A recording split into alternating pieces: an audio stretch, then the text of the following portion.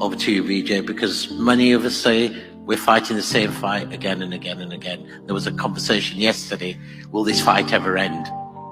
Will this fight ever end? Well, first, Asad, thanks for forcing me to come to Glasgow. When I walk the streets of cities like this, Glasgow was the UK's second most important city.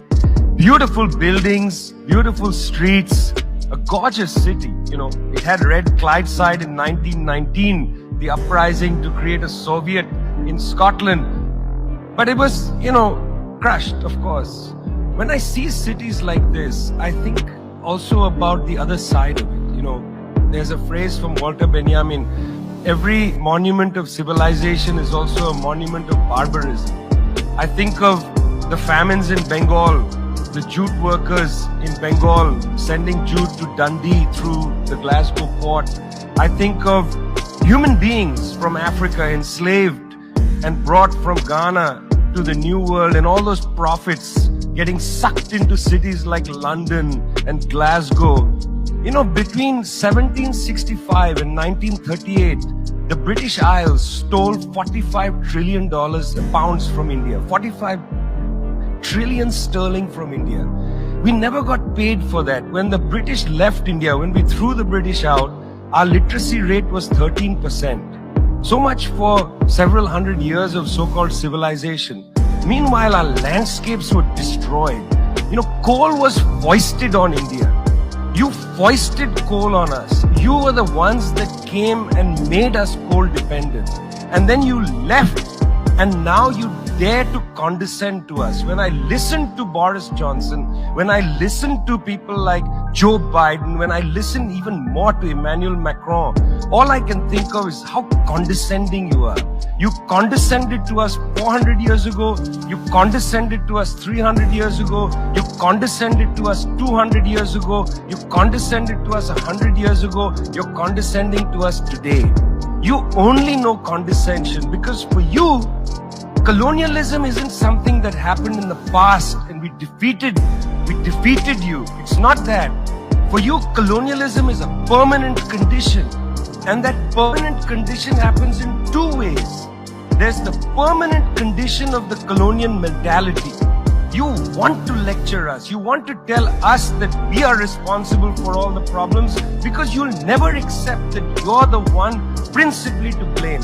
You signed the Rio Formula in 1992 on common and differentiated responsibilities. You like the common part.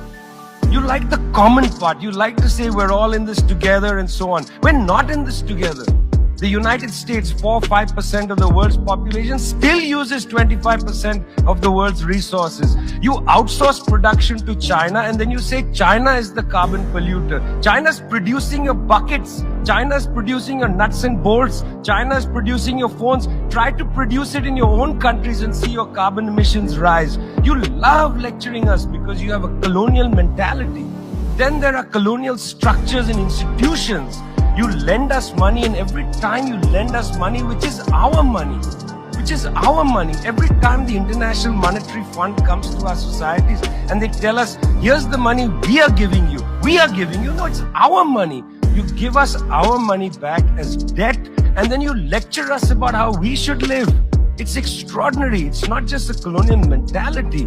It's the colonial structures and institutions which reproduce themselves year after year after year. And let me tell you something, the climate justice movement, not clued enough on this. The climate justice movement is a movement that says we're worried about our future. What future? What future? Children in the African continent, in Asia, in Latin America, they don't have a future, they don't have a present. They're not worried about the future, they're worried about their present. Your slogan is, we're worried about the future. What future? That's a middle-class bourgeois Western slogan. You got to be worried about now. 2.7 billion people can't eat now. And you're telling people, reduce your consumption. How does this sound to a child who hasn't eaten in days? You gotta clue into this, guys. You gotta clue into this. Otherwise, this movement will have no legs in the third world. No legs. Later, I'd like to tell you about the International People's Assembly, a network of 200 political organizations that we're setting up, rooted in the global south. We want to tell you what our issues are, but are you willing to listen?